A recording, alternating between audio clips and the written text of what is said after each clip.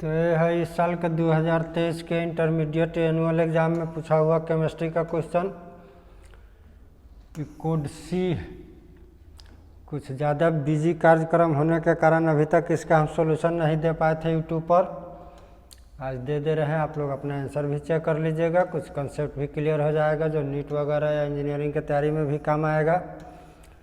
तो बाकी सब तो दिशा निर्देश है। क्वेश्चन के अनुसार अपने अपने कोड से आंसर को मैच करा लेना है। फर्स्ट क्वेश्चन है एंजाइम होते हैं, तो एंजाइम क्या होते हैं?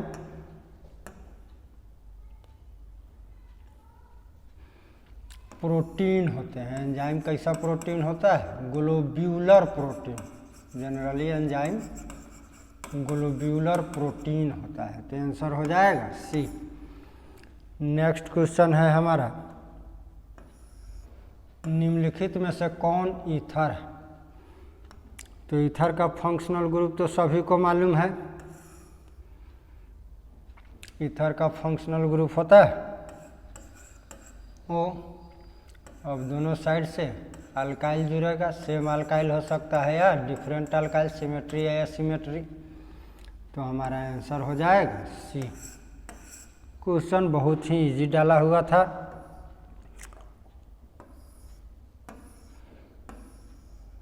क्वेश्चन में कुछ खास दम दशा है नहीं।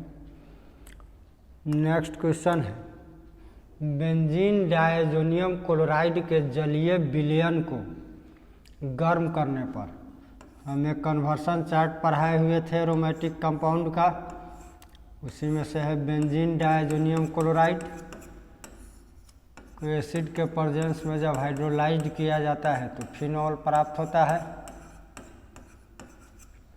तो आंसर हो जाएगा सी। नेक्स्ट क्वेश्चन है, जब फॉर्मिक अम्ल को सांद्र H2SO4, तो कौन के H2SO4 वाटर एब्जॉर्बिंग कैरेक्टर है, वाटर एब्जॉर्ब करेगा फॉर्मिक एसिड। वो कौन के H2SO4 के प्रेजेंस में जब हीट करेंगे तो H2SO4 इसके वाटर को एब्जॉर्ब कर लेगा। तो वाटर को जब एब्जॉर्ब करेगा तो बचेगा क्या? कार्बन मोनोऑक्साइड, और H2 एब्जॉर्ब हो गया H2SO4 के द्वारा। तो आंसर हो जाएगा डी। नेक्स्ट क्वेश्चन,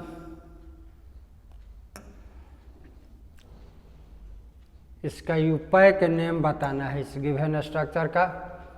तो हम लोग इसमें दो फंक्शनल ग्रुप प्रेजेंट है, अल्कोहल भी है और एसिड भी। एसिड से नियर फंक्शनल ग्रुप होता है, इसी साइड से नंबरिंग किया जाएगा तो 1 2 3।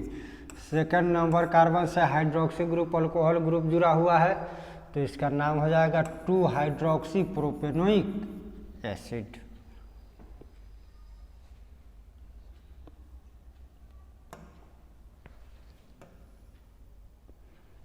थोड़ा सा छोटा करते हैं कि ताकि हिंदी इंग्लिश दोनों एक साथ आ जाए।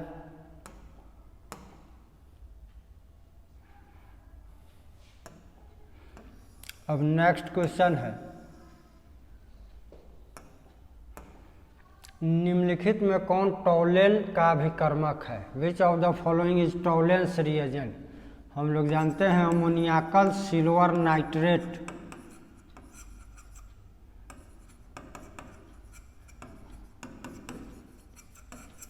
को टॉलेंस रिएजेंट कहते हैं एक्चुअली में।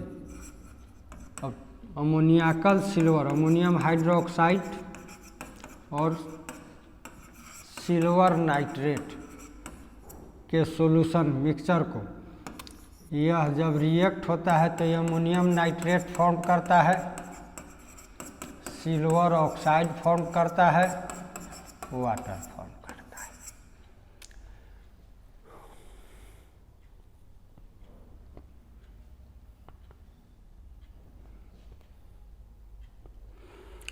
तो यह रियली में टॉलेंस रिएजेंट है। इस दोनों के मिक्सचर को हम टॉलेंस रिएजेंट कहते हैं, लेकिन इसके रिएक्शन से हमको क्या मिल रहा है? Silver oxide.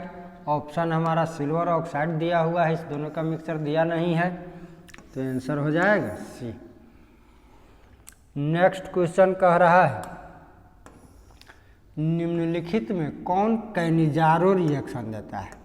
कैनिजारो एक ऐसा ऑर्गेनिक रिएक्शन जिसमें ऑक्सीडेशन एंड रिडक्शन एक साथ होता है ऑर्गेनिक कंपाउंड का। दैट मीन्स अल्डिहाइड जब ऑक्सीडाइज्ड होगा तो एसिड देगा और जब रिड्यूस्ड होगा तो अल्कोहल देगा। तो कैनिजारो रिएक्शन दिखाता है कौन? तो कैनिजारो रिएक्शन के लिए तो फर्स्ट हम दिखा रहे हैं कि अल्डिहाइड होगा जो ऑक्सीडाइज्ड और रिड्यूस्ड दोनों हो सकता है। तो अल्डिहाइड में हमारे पास ए में भी है और बी में भी है। अब कैनिजारो रिएक्शन हमेशा वह देता है जिसमें अल्फा हाइड्रोजन एब्सेंट होता है। अल्फा हाइड्रोजन उसे कहते हैं जो अल्फा कार्बन से अटैच्ड होता है। तो इसमें कोई अल्फा कार्बन प्रेजेंट नहीं है। दैट मीन्स आंसर हो जाएगा हमारा बी।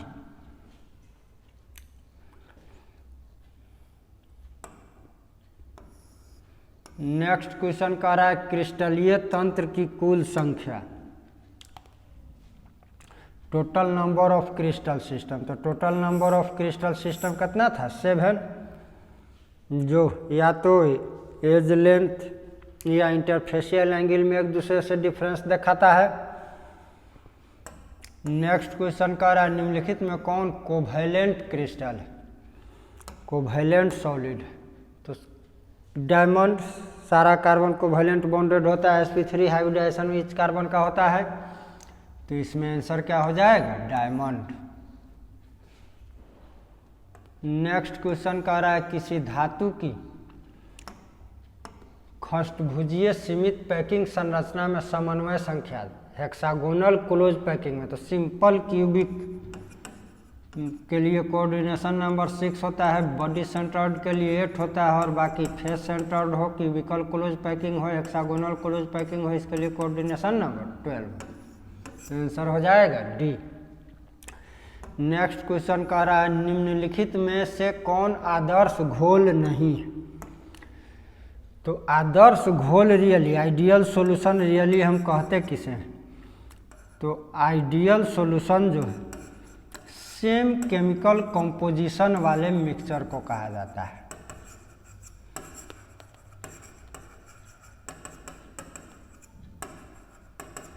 सेम केमिकल कंपोजिशन का मिक्सचर जो होगा वही आइडियल सॉल्यूशन कहलाता है। तो बेंजीन और टोल्यूइन सेम केमिकल कंपोजिशन दिख रहा है। Methyl alcohol, ethyl alcohol same chemical composition दिख रहा है। That means same chemical structural formula के रूप में एक दूसरे से मैच कर रहा है।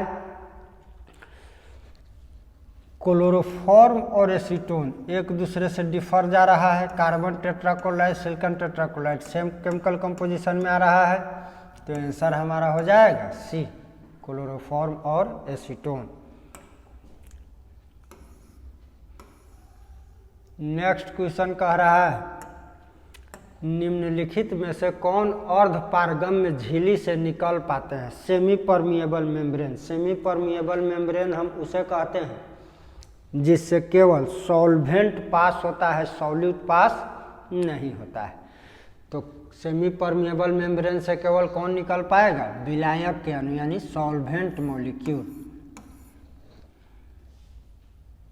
नेक्स्ट क्वेश्चन कह रहा है यदि 18 ग्राम ग्लूकोज को 1000 ग्राम घोलक में घुलाया जाए। तो हम लोग मोललिटी का डिफिनीशन पढ़े हुए थे। किसी घोलक के 1000 ग्राम में उपस्थित घुल्य का ग्राम अणु, जिसके लिए हम लोग फॉर्मूला निकाले हुए थे x × 1000 by W × y। x given weight of solute 18 gram दे रहा है, W molecular weight of solute glucose का molecular weight 180, y given weight of solvent 1000 divide हो गया तो 1/10 यानी 0.1 मोलल, इसको स्मॉल m से रिप्रेजेंट करते हैं। तो आंसर हमारा हो जाएगा बी।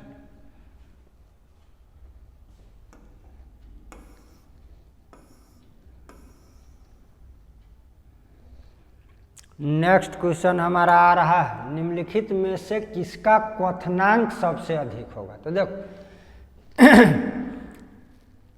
जो कोलिगेटिव प्रॉपर्टीज जो है यह number of moles of solid पर डिपेंडेंट है। तो जो डिसोसिएटेड होने वाला इलेक्ट्रोलाइट्स होगा उसमें नंबर ऑफ मोल्स इंक्रीज करेगा। नंबर ऑफ मोल्स इंक्रीज करेगा तो वान टॉप फैक्टर ग्रेटर देन 1 हो जाएगा, जिसके लिए कोलिगेटिव प्रॉपर्टीज का वैल्यू अधिक आएगा। तो यहाँ पर सोडियम क्लोराइड जब डिसोसिएट होगा तो Na प्लस और Cl माइनस में डिसोसिएट हो जाएगा, जिसके कारण नंबर ऑफ मोल्स इंक्रीज करेगा। इसलिए किसका क्वथनांक सबसे अधिक होगा? तो 1%। चूँकि सभी में परसेंटेज सेम है तो यह सारा का सारा ऐसे भी देखने से ऑर्गेनिक कंपाउंड या इलेक्ट्रोलाइट से जो डिसोसिएट हो जाएगा अपने आयन में, तो नंबर ऑफ मोल्स इंक्रीज कर जाएगा। नेक्स्ट क्वेश्चन कह रहा है निम्नलिखित में किसमें ईस्टर बॉन्ड? तो ईस्टर तो जो पॉलीमर है पॉलिस्टर, यानी ईस्टर के पॉलीमराइजेशन से हम पॉलिस्टर पाते हैं। पॉलिस्टर को ही हम टेरिलीन या डेक्रोन कहते हैं। तो आंसर हमारा हो जाएगा टेरिलीन। नेक्स्ट क्वेश्चन कह रहा है निम्नलिखित में से कौन ताप दृढ़ थर्मोसेटिंग, तो जो हाई टेम्परेचर को भी सह सके, हाई टेम्परेचर पर भी क्षतिग्रस्त नहीं हो, और जब हो जाए तो फिर से उसको पूर्व स्थिति में वापस नहीं लाया जा सके, उसी को हम थर्मोसेटिंग पॉलीमर कहते हैं। तो इसका आंसर क्या होगा? बेकेलाइट। बेकेलाइट कैसा पॉलीमर होता है? थर्मोसेटिंग पॉलीमर होता है। नेक्स्ट क्वेश्चन है निम्नलिखित में से कौन पॉलीएमाइड है? तो याद होगा जब हम लोग पढ़ते थे नाइलॉन 66 बनता कैसे था?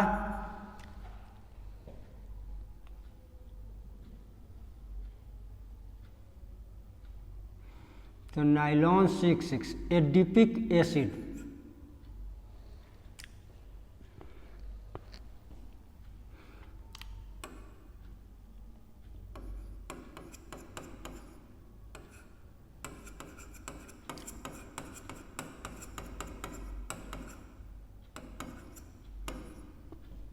और हेक्सामिथिलीन डायमीन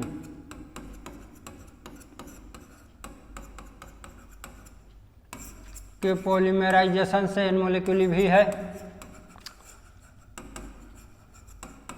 तब यहाँ होगा क्या कि इधर अपना अटैच्ड होते चला जाएगा, बीच में हम दिखाते हैं एमाइड बॉन्ड।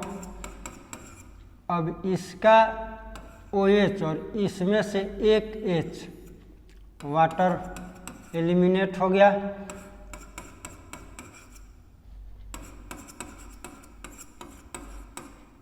और फिर यही कैरेक्टर होते चला जाएगा आगे से जब जुड़ेगा।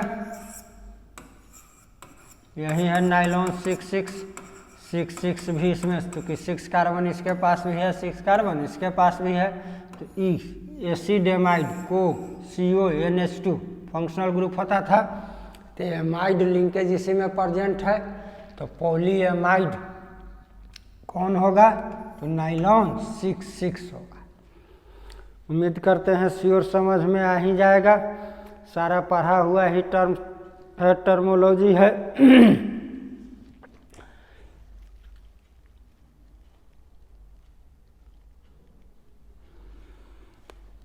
अब निम्नलिखित में से किसका उपयोग एंटासिड जब स्टोमक में HCl का सेक्रेशन इंक्रीज करता है? जनरली हम लोग भोजन वोजन लेते हैं तो उसको डाइजेस्ट करने के लिए स्टोमक में HCl सेक्रेट होता है।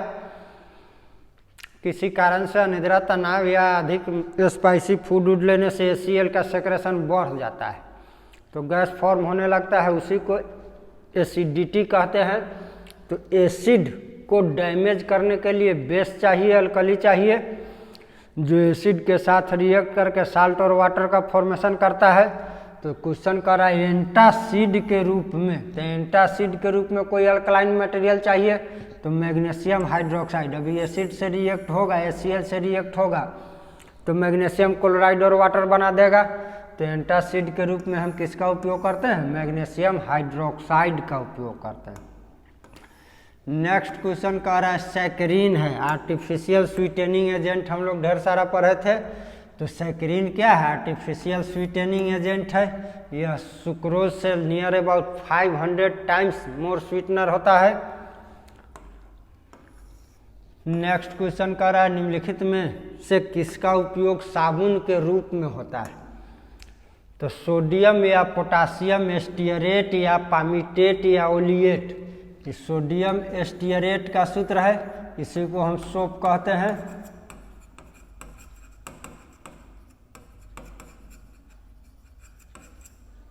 तो आंसर हो जाएगा ए। नेक्स्ट कह रहा है निम्नलिखित में से कौन एंटीऑक्सीडेंट है, प्रतिऑक्सीकारक? तो जो प्रिजर्वेटिव हम लोग पढ़ते थे, जो भोज्य पदार्थ को वायु, नमी इत्यादि से संरक्षित रखता था, उसी को हम एंटीऑक्सीडेंट कहते हैं। यानी जो प्रिजर्वेटिव है जनरली एंटीऑक्सीडेंट का वर्क करता है। तो हमारा प्रिजर्वेटिव लेसिथिन भी था, विटामिन ई भी था, साइट्रिक एसिड भी हम लोग घर उर में भी यूज करते हैं, नींबू वगैरह का। दैट मीन्स आंसर हो जाएगा हमारा इनमें से सभी। आंसर क्या हो जाएगा? डी। नेक्स्ट क्वेश्चन कह रहा है NaCl के जलीय घोल के वैद्युत अपघटन से कैथोड पर निम्नलिखित में से कौन मुक्त होता है? तो NaCl जब डिसोसिएट होगा तो Na प्लस और Cl माइनस देगा। पॉजिटिव आयन है तो यह कैथोड पर लिबरेट होगा और क्लोराइड आयन एनोड पर लिबरेट होगा। तो कैथोड पर कौन लिबरेट होगा? सोडियम। आंसर हो जाएगा बी। नेक्स्ट क्वेश्चन कह रहा है निम्नलिखित में कौन विलयन में विद्युत का संचालन? तो इलेक्ट्रोलाइट्स, चूंकि आयन में डिसोसिएट होता है तो विद्युत का संचालन कौन करता है? इलेक्ट्रोलाइट करता है। नेक्स्ट क्वेश्चन कह रहा है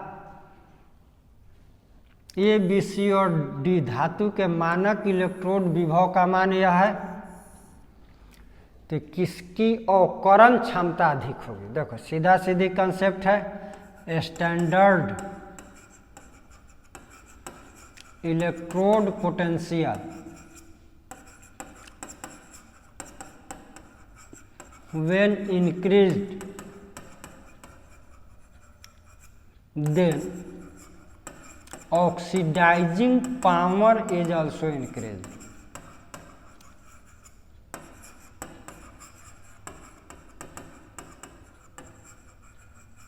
And vice versa.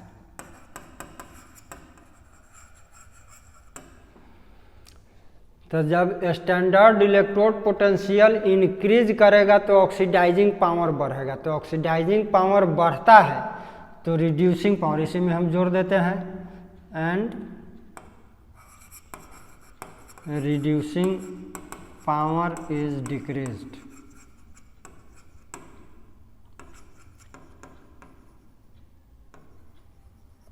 And vice versa.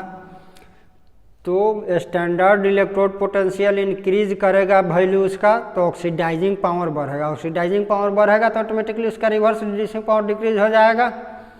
तो यह क्वेश्चन कर रहा है कि किसका रिड्यूसिंग पावर अधिक है?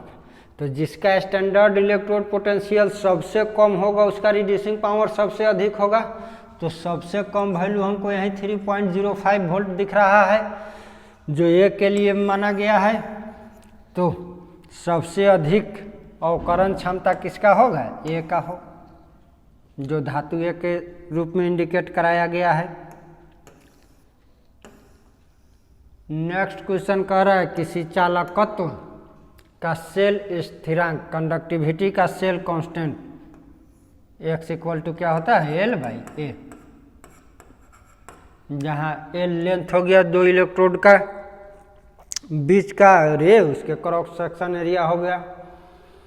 नेक्स्ट क्वेश्चन कह रहा है रासायनिक अभिक्रिया, तो टाइम के साथ साथ टाइम के रेस्पेक्ट में रिएक्टेंट डिक्रीज होता है और प्रोडक्ट इंक्रीज होता है। 2a है तो इसके लिए यह सही हो जाएगा।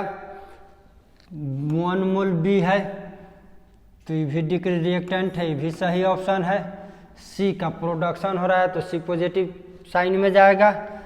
1 मोल है तो ये भी सही है। दैट मीन्स इसका आंसर क्या हो जाएगा? डी। तीनों के तीनों ऑप्शन इसका क्या है, सही। नेक्स्ट क्वेश्चन कह रहा है कि एक रासायनिक अभिक्रिया के वेग समीकरण को इस रूप में रिप्रेजेंट किया गया है। अब ए का सांद्रण कांस्टेंट है, बी के सांद्रण को 3 गुना कर दिया जा रहा है, तो रेट कितना बढ़ जाएगा, तो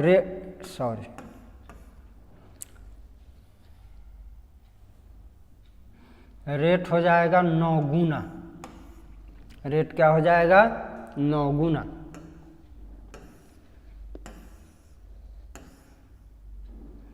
नेक्स्ट क्वेश्चन कह रहा है किसी रासायनिक अभिक्रिया का वेग स्थिरांक, रेट कांस्टेंट किस पर डिपेंड करता है, टेम्परेचर पर डिपेंड करता है।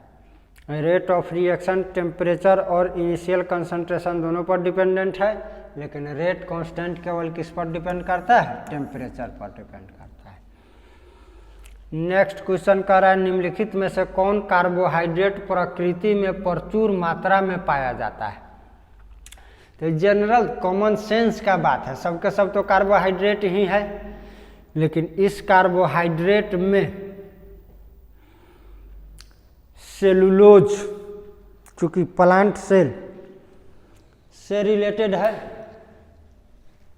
तो प्लांट तो ऑटोमेटिकली नेचर में ढेर सारा मात्रा में है, तो सबसे अधिक मात्रा में पाया जाने वाला कार्बोहाइड्रेट कौन हो जाएगा, सेलुलोज हो जाएगा।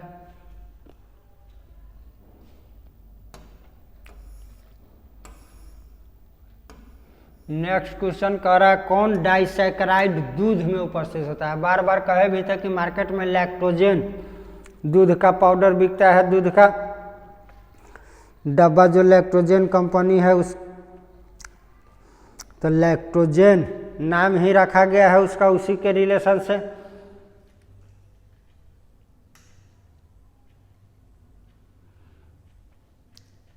तो दूध में पाया जाने वाला कार्बोहाइड्रेट क्या हो जाएगा, लैक्टोज हो जाएगा। दूध में पाया जाने वाला कार्बोहाइड्रेट हो जाएगा लैक्टोज।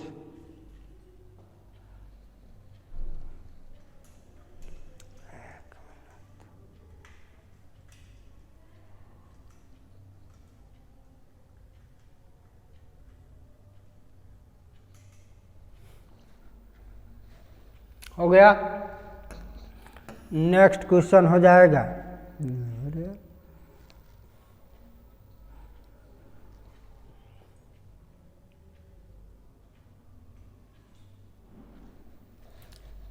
नेक्स्ट क्वेश्चन है हमारा विटामिन ए का केमिकल नेम क्या है। तो ये तो 7वें 8वें से सबको पता रहता है। विटामिन ए का केमिकल नेम क्या है, रेटिनॉल। नेक्स्ट क्वेश्चन है कौन विटामिन जल में घुलनशील है। तो पढ़ने के समय भी एक ट्रिक बताए थे, बैकवर्ड कास्ट जल में घुल जाता है। तो विटामिन बी और vitamin C water soluble, rest सारा विटामिन फैट सोलुबल, बाकी सारा विटामिन फैट में घुलेगा। बी और सी किस में घुलेगा, वाटर में घुलेगा। नेक्स्ट क्वेश्चन है निम्नलिखित में किसमें इंसुलिन स्रावित होता है। तो पैंक्रियाज किसको से इंसुलिन सेक्रेट होता है, तो आंसर हो जाएगा हमारा बी। नेक्स्ट क्वेश्चन है विटामिन ई की कमी से, विटामिन ई बॉडी में कम हो जाएगा तो उससे क्या होगा, तो जनन क्षमता में कमी आती है, यानी एंटी फर्टिलिटी का काम करेगा, बांझपन बीमारी हो जाएगा।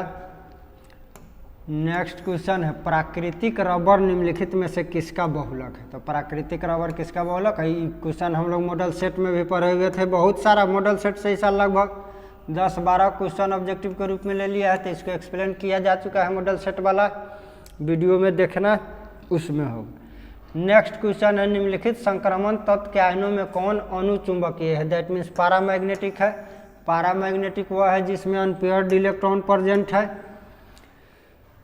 तो इसमें देखो कॉपर सिल्वर गोल्ड सब एक ग्रुप का एलिमेंट है, सभी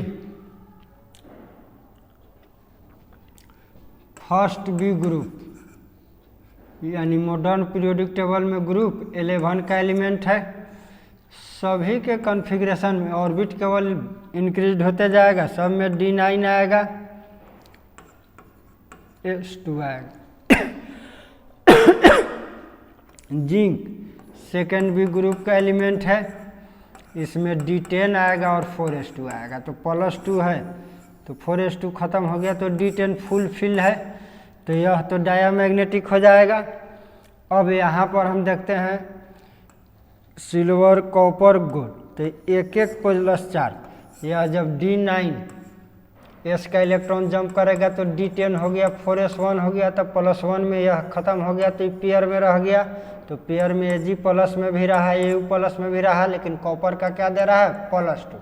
तो जैसे हम इसमें से 2 इलेक्ट्रॉन रिमूव करेंगे हमारे पास D9 बचेगा और D9 में हम अनपेयर्ड इलेक्ट्रॉन पाएंगे।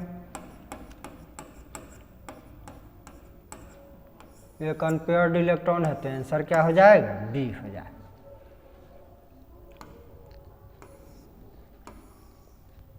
नेक्स्ट क्वेश्चन कह रहा है निम्नलिखित में से किस मुद्रा धातु क्वाइनेज मेटल, कॉपर सिल्वर और गोल्ड को हम क्या कहते हैं, क्वाइनेज, सबसे सिक्का बनता है तो copper silver gold coinage metal कहलाएगा। नेक्स्ट क्वेश्चन है समन्वय यौगिक के लिए सबसे महत्वपूर्ण सिद्धांत किसने दिया। तो समन्वय कोऑर्डिनेशन नंबर, यानी वर्नर को कोऑर्डिनेशन केमिस्ट्री का फादर ही कहा जाता है, तो आंसर हो जाएगा वर्नर। नेक्स्ट क्वेश्चन है निम्नलिखित में से कौन एक डबल साल्ट का एग्जाम्पल है, द्विक लवण का उदाहरण है। तो यह तो कॉम्प्लेक्स साल्ट है जो कम्प्लीटली अपने आयन में डिसोसिएट नहीं होगा, लेकिन डबल साल्ट हम उसको कहते हैं जो 2 नॉर्मल साल्ट के कॉम्बिनेशन से बना होता है और वाटर में डिजॉल्व करने पर कंप्लीटली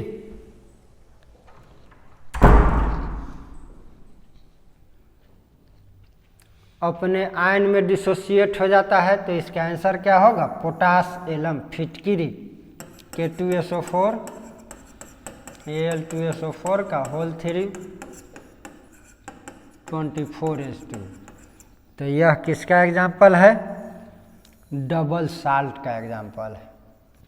तो आंसर हमारा हो जाएगा D, potash alum. Next question है निम्नलिखित में से कौन बाइडेंटेट लिगेंड है जिसके पास 2 डोनर एटम हो। तो EDT है, इथिलीन डाइएमीन टेट्राएस्टेट, इसके पास टोटल इथिलीन डाइएमीन,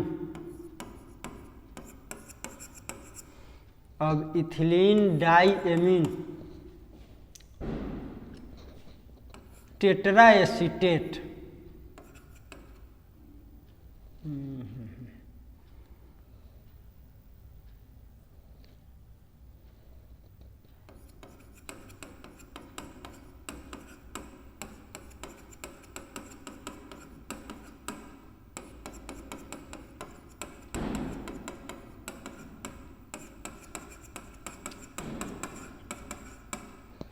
तब ई भी डोनेट करेगा, ई भी डोनेट करेगा, ई भी डोनेट करेगा, ई भी डोनेट करेगा, ई भी डोनेट करेगा, ई भी डोनेट करेगा, यानी हेक्साडेंटेट लिगेंड है, ये होगा नहीं आंसर।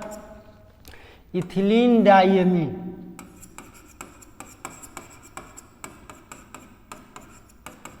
तो एक डोनर एटम यह हो गया, एक डोनर एटम यह हो गया, इसी के पास 2 डोनर एटम है, तो आंसर हमारा क्या हो जाएगा, इथिलीन डाइएमीन। नेक्स्ट क्वेश्चन है इस गिवन कंपाउंड में प्लेटिनम का ऑक्सीडेशन नंबर, तो ये इथिलीन है तो इथिलीन का ऑक्सीडेशन नंबर तो 0, 3 क्लोरीन है, तो 3 क्लोरीन के लिए चार्ज होगा -3। अब यहाँ +2 होगा तभी यह कोऑर्डिनेशन स्फीयर हमारा एनायनिक है, एक निगेटिव चार्ज बचा होना चाहिए, तो क्या हो जाएगा, बी हो जाएगा। नेक्स्ट क्वेश्चन है निम्नलिखित में से कौन विनाइल है, क्वेश्चन हल्का ही लेकिन ऑप्शन इसका टेढ़ा दिया हुआ है। जनरली हम लोग पढ़े हुए हैं इथिनाइल का स्पेशल नेम होता है विनाइल, इथिनाइल, इसी को हम विनाइल कहते हैं, इसी से हाइड्रोजन जोड़ देंगे तो विनाइल हैलाइड हो जाएगा, लेकिन ऐसा कोई ऑप्शन है नहीं। तो हम विनाइल हैलाइड में उस कंपाउंड को भी लेते हैं जहां हाइड्रोजन डबली बॉन्डेड कार्बन से जुड़ा हो।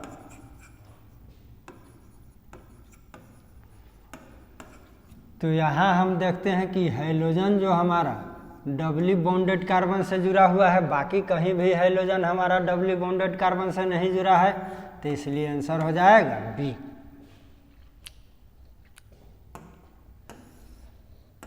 नेक्स्ट क्वेश्चन कह रहा है लोहे का मुख्य अयस्क है, तो सिडेराइट है लोहा का ही अयस्क, लेकिन ऑक्साइड अयस्क नहीं। सिडेराइट FeCO3 स्फटिक आयरन या सिडेराइट नाम है। पायराइट इस सल्फाइड ओर्स है, कॉपर आयरन सभी का। बॉक्साइट ये एल्युमिनियम का अयस्क है, Al2O3। हेमाटाइट Fe2O3, तो यह ऑक्साइड ओर्स है किसका, आयरन का, तो आंसर हो जाएगा बी। नेक्स्ट क्वेश्चन है निम्नलिखित में किसमें ऑक्सीजन का ऑक्सीकरण स्टेट्स +2 है, तो सबसे हाई इलेक्ट्रोनिगेटिव फ्लोरीन है, उसके बाद ऑक्सीजन। ऑक्सीजन केवल फ्लोरीन के साथ ही पॉजिटिव चार्ज में जाएगा, बाकी किसी के भी साथ पॉजिटिव चार्ज में नहीं जाएगा। तो यहाँ F2O है, फ्लोरीन -2 गेन करेगा तो यह +2 में आ जाएगा। That means oxygen +2 oxidation states किसके रेस्पेक्ट में आएगा, F2O के रेस्पेक्ट। नेक्स्ट क्वेश्चन है निम्नलिखित में कौन रेडियो एक्टिव नोबल गैस है, तो radio active near about atomic number 84 से सारा एलिमेंट रेडियो एक्टिव एलिमेंट है। तो रेडॉन जिसका एटॉमिक नंबर होता है 86 इनर्ट गैस है, तो यह कैसा गैस है, इनर्ट में रेडियो एक्टिव कैरेक्टर का नोबल गैस। नेक्स्ट क्वेश्चन है निम्नलिखित में किस उत्कृष्ट गैस के द्वारा सबसे ज़्यादा यौगिक बनाया जाता है, तो हम लोग कुछ नोबल गैस में जेनॉन का कंपाउंड भी पढ़े थे, xenon difluoride, xenon tetrafluoride, xenon hexafluoride. चूँकि जेनॉन पीरियोडिक टेबल में रेडॉन के ठीक ऊपर है, रेडॉन रेडियो एक्टिव एलिमेंट होता है, उसके बाद बचा जेनॉन। ग्रुप में हम जैसे जैसे ऊपर से नीचे आते हैं IP का वैल्यू डिक्रीज करता है, IP का वैल्यू डिक्रीज करेगा तो उसमें इलेक्ट्रॉन लूजिंग टेंडेंसी इंक्रीज होते चला जाएगा। और जेनॉन जनरली फ्लोरीन के साथ और ऑक्सीजन, चूँकि हाई इलेक्ट्रोनिगेटिव वैल्यू है, तो हाई इलेक्ट्रोनिगेटिव वैल्यू होने के कारण वो आराम से इलेक्ट्रॉन ले लेता है, और चूँकि इसमें इलेक्ट्रॉन देने का टेंडेंसी क्या होता है, अधिक हो जाता है। तो इसीलिए जेनॉन कंपाउंड का फॉर्मेशन बाकी सब कंपाउंड बना भी नहीं पाता है, इसलिए आंसर हो जाएगा डी। नेक्स्ट क्वेश्चन है इसमें से कौन ध्रुवीय यौगिक है, तो देखो CO2 लीनियर है तो सब्सट्रैक्टिव में चला जाएगा, सब्सट्रैक्टिव में जाएगा डाइपोल मोमेंट 0 हो जाएगा। इस दोनों का शेप जो होता है ट्रायंगुलर होता है, ट्राइगोनल प्लेनर होता है। ये भी सब्सट्रैक्टिव में जाएगा, सब्सट्रैक्टिव में जाने के कारण इसका डाइपोल मोमेंट 0 हो जाएगा। बच गया SO2 V शेप रिप्रेजेंट करता है, सबका हाइब्रिडाइजेशन निकाल के चेक हो सकता है। अब SO2 तो इसका इलेक्ट्रोनिगेटिव वैल्यू अधिक, इसका यह हमेशा एडिटिव में जाएगा और डाइपोल मोमेंट 0 से अधिक पाया जाएगा, तो आंसर हमारा क्या हो जाएगा SO2। नेक्स्ट क्वेश्चन है निम्नलिखित में कौन प्रथम संक्रमण फर्स्ट ट्रांजिशन सीरीज का एलिमेंट, तो स्कैंडियम से शुरू है और हर ट्रांजिशन में 10 एलिमेंट का ग्रुप है। तो स्कैंडियम से लेकर जिंक तक फर्स्ट ट्रांजिशन सीरीज का एलिमेंट है। तो स्कैंडियम से जिंक के बीच में कौन मिलेगा, हमको निकेल मिलेगा, जिसका एटॉमिक नंबर 28 है, यानी 21 से लेकर 30 तक का एलिमेंट जो भी है वो फर्स्ट रो का ट्रांजिशन सीरीज का एलिमेंट है। नेक्स्ट क्वेश्चन है हमारा Cu+2 का इलेक्ट्रॉनिक कॉन्फ़िगरेशन, ये तो काफ़ी इजी है, इलेक्ट्रॉनिक कॉन्फ़िगरेशन +2। तो S का दोनों इलेक्ट्रॉन ख़त्म हो जाएगा, तो अब आर्गन 18 और 9 तो 27, तो आंसर हमारा हो जाएगा C। नेक्स्ट क्वेश्चन है प्रथम कोटि की अभिक्रिया के लिए अर्ध आयु, तो फर्स्ट ऑर्डर के लिए T½ इक्वल टू हम लोग फॉर्मूला जानते हैं 0.693/K। तो यह रेट कांस्टेंट पर डिपेंड करता है, जबकि ऑप्शन है नहीं करता ही गलत ऑप्शन है। प्रारंभिक सांद्रण पर निर्भर नहीं करता है। तो T½ first order of reaction के लिए हमारे पास मटेरियल 1 ग्राम हो या 1000 ग्राम, जो उसका T½ होगा उसी T½ टाइम में वो समाप्त होगा, न उससे ज़्यादा टाइम लेगा न उससे कम टाइम लेगा।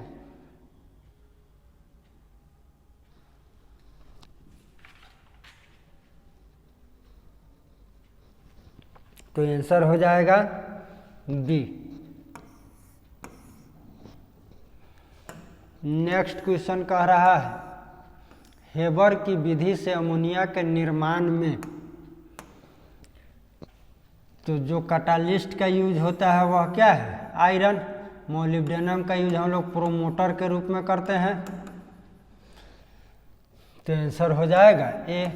नेक्स्ट क्वेश्चन है निम्नलिखित में से किस विधि के द्वारा कोलॉइडी विलयन, थॉमस ग्राम कोलॉइडी विलयन के प्यूरिफिकेशन का मेथड दिया था, जो डायलाइसिस नाम से जाना जाता है, अपोहन। तो आंसर हो गया सी।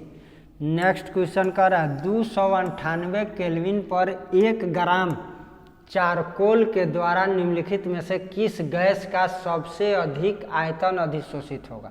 तो जो इजिली लिक्विफेबल होगा, जो आसानी से द्रवीभूत होने वाला गैस होता है, वह अत्यधिक मात्रा में एडजॉर्ब होता है और अधिशोषित होता है। तो आसानी से लिक्विफाइड होने वाला सबसे इजिली लिक्विफेबल गैस है अमोनिया। अमोनिया के बाद सेकेंड नंबर में आ जाता है CO2, जो हमारे पास गिवन ऑप्शन है। CO2 के बाद है CH4 और CH4 के बाद है H। तो सबसे इजीली लिक्विफाइड अमोनिया होगा, तो सबसे अधिक मात्रा में कौन अधिशोषित होगा? अमोनिया, यानी आंसर हो जाएगा हमारा डी।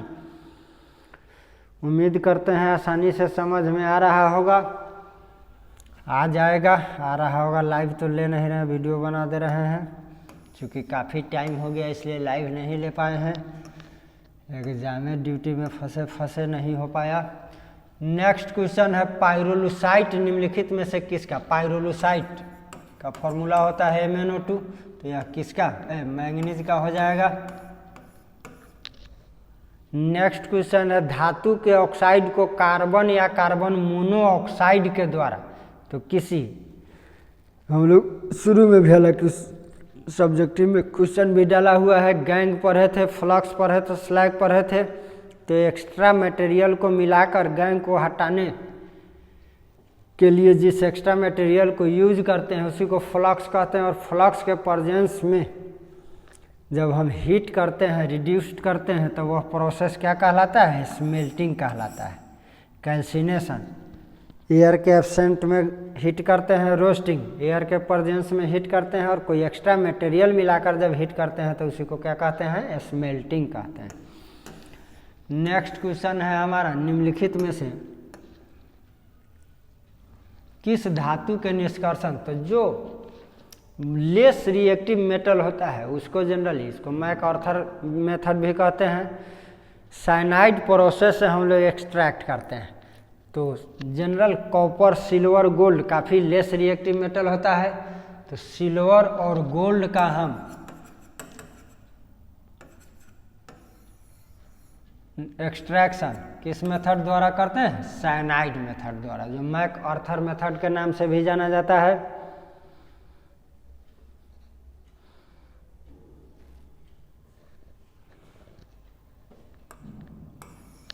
फिर ढेर सारा ऐसा उपाय के नेम भी पूछा है और बहुत आसान उपाय के नेम दिया है।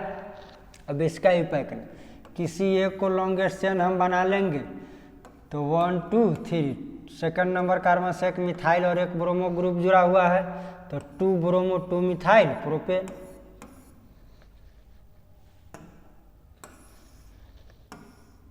नेक्स्ट क्वेश्चन कह रहा है अल्काइल हाइलाइड का उपयोग किसके निर्माण? तो अल्काइल हाइलाइड का जब हम रिडक्शन करा देंगे तो अल्केन बनेगा।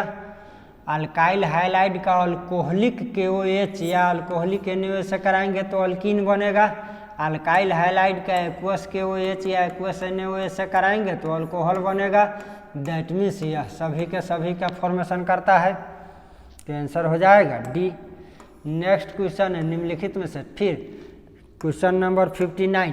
ठीक इसके पहले वाला जो वीडियो मिलेगा जो लाइव चला था मॉडल सेट जिसमें पढ़ाए थे, मॉडल सेट का ही क्वेश्चन, बहुत सारा क्वेश्चन मॉडल सेट का लिया हुआ है, तो उसमें ये एक्सप्लेन कर चुके हैं कि किसका सबट्रा का वैल्यू भी लिखा हुआ है, उस वीडियो को देख लेना है। तो इसमें कह रहा है किसका डाइपोल मोमेंट्स 0 है, तो कार्बन टेट्राक्लोराइड का डाइपोल मोमेंट क्या है, 0 है। नेक्स्ट क्वेश्चन कह रहा है जिंक और जल के साथ क्लोरोफॉर्म के ऑकरेंस, तो क्लोरोफॉर्म का रिडक्शन जब हम जिंक और H2O के प्रेजेंस में करते हैं तो मीथेन पाते हैं, बाकी सारा HCl आउट हो जाएगा,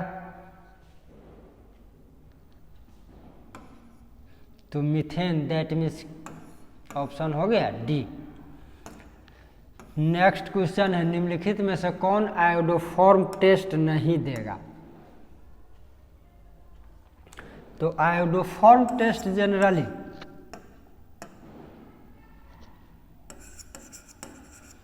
जो कंपाउंड इस ग्रुप को रखता है वही आयोडोफॉर्म टेस्ट देता है। तो आइसोप्रोपाइल अल्कोहल ऑक्सीडेशन के पश्चात कीटोन देता है, जिसमें एक ग्रुप प्रेजेंट हो जाएगा। इथेनॉल अल्कोहल है, ऑक्सीडेशन के पश्चात अल्डिहाइड देगा, अल्डिहाइड में यह ग्रुप मिल जाएगा। इथेनॉल यह ग्रुप खुद प्रेजेंट ही है इसमें, तो यह सारा के सारा इस ग्रुप को रिप्रेजेंट करा देगा, लेकिन बेंजाइल अल्कोहल से हमको ऐसा ग्रुप नहीं मिल पाएगा, तो आंसर क्या हो जाएगा डी। नेक्स्ट क्वेश्चन है ब्यूटेन टू ऑल है एक, तो ब्यूटेन टू ऑल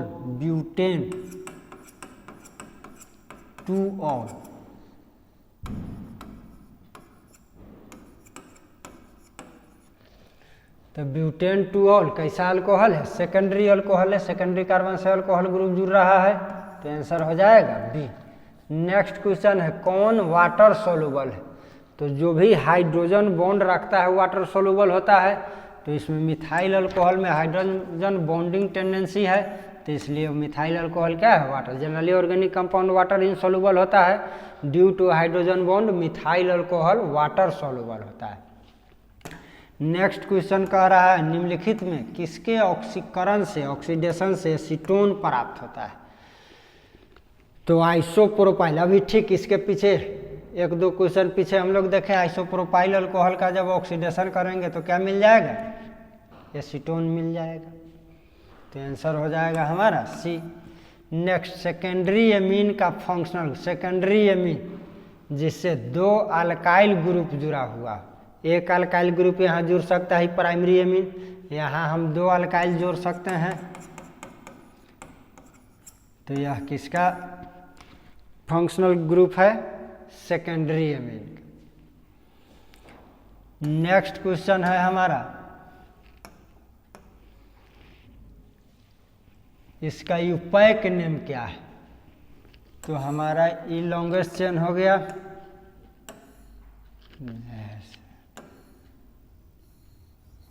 2 नंबर पर एमिनो ग्रुप प्रेजेंट है, तो प्रोपेन 2 एमीन। नेक्स्ट क्वेश्चन है प्राइमरी एमीन की अभिक्रिया ग्रिग्नार्ड, ग्रिग्नार्ड का ही जो अल्काइल होगा अल्केन में कन्वर्ट कर जाता है primary amine, Grignard reagent, alkyl magnesium halide कुछ भी लो। अब यहाँ पर जो अल्काइल लिए रहेंगे वहीं कन्वर्ट करता है अल्केन में, दैट मीन्स आंसर क्या हो जाएगा ए। नेक्स्ट क्वेश्चन है निम्नलिखित में सबसे स्ट्रॉन्ग बेस कौन है, किसका बेसिक स्ट्रेंथ सबसे अधिक, तो बेसिक स्ट्रेंथ तो सबसे इसमें सेकेंडरी एमीन, तो अब होता है टर्शियरी एमीन के दिया हुआ है, तो अब अमोनिया, तब चूंकि रिंग में इसमें इलेक्ट्रॉन लूजिंग टेंडेंसी काफ़ी डिक्रीज हो जाता है, तो ये चारों का ऑर्डर ही सजा दिए कि सबसे स्ट्रॉन्ग बेस कौन है, सेकेंडरी एमीन है, तब टर्शियरी है, तब अमोनिया है। तो क्वेश्चन हमारा है सबसे स्ट्रॉन्ग बेस मस्ट बेसिक कौन होगा, तो मस्ट बेसिक डाइमिथाइल एमीन हो जाएगा, बी हो जाएगा। नेक्स्ट क्वेश्चन हमारा है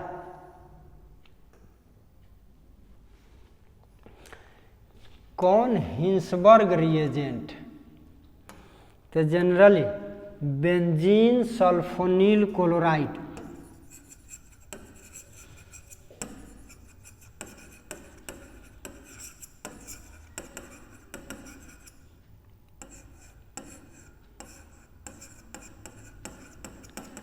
इसी को हम कहते हैं हिंसबर्ग रिएजेंट। ये ऑप्शन है नहीं। तो देखो ये प्राइमरी एमीन इससे जुड़कर बेस सोलूबल कंपाउंड देता है, सेकेंडरी एमीन बेस इनसोलूबल देता है, जैसे अभी बेंजीन सल्फोनील क्लोराइड।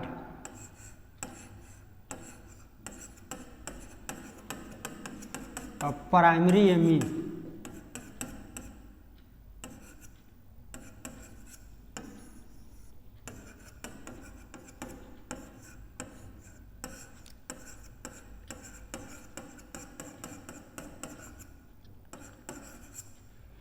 तो इसी का नाम है बेंजीन एन अल्काइल सल्फोनामाइड। तो सल्फोनामाइड इसमें दिया हुआ है बेंजीन सल्फोनामाइड, तो इसीलिए हम ऑप्शन क्या ले लेंगे, बी ही ले लेंगे। ऐसे ओरिजिनली एक्चुअली हिंसबर्ग रिएजेंट के रूप में किसको जाना जाएगा, बेंजीन सल्फोनील क्लोराइड। यह प्राइमरी एमीन ये बेस सोलूबल हो जाएगा।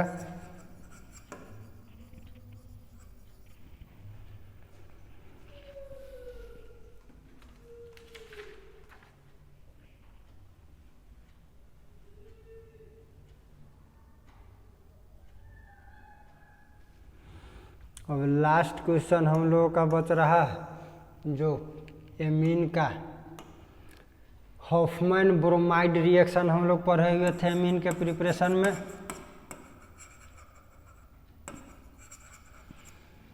जब एसिटामाइड ब्रोमीन और NaOH या KOH है, KOH ही ले लेते हैं, से रिएक्ट करता है तो सीधा मिथाइल एमीन यानी अल्काइल एमीन का फॉर्मेशन होता है, plus potassium bromide plus potassium carbonate और वाटर फॉर्म कर जाता है। तो कह रहा है जब एसिटामाइड की अभिक्रिया कराई जाती है तो क्या बनता है, तो मिथाइल एमीन बनता है।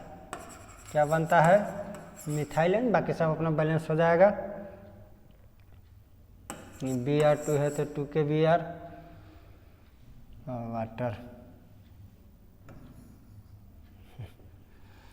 तो आंसर हो गया पी। तो अब अपना मिला लेना है इससे, थोड़ा सा अपने स्कोर को कर लेना। अब तो कॉपी भी चेक होने जा रहा है। बाकी ऐसे शॉर्ट में तो कुछ खास स्लैग उलैग सब 9th से पढ़ते आना, एकदम छोटा छोटा ये सब गैस भी किए हुए थे।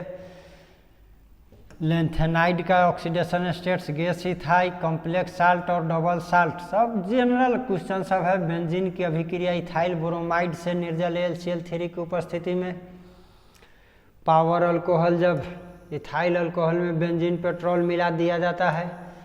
किसी गैस के ठोस में विलयन का उदाहरण, ठोस में यानी डिस्पर्सन मीडियम सॉलिड हो।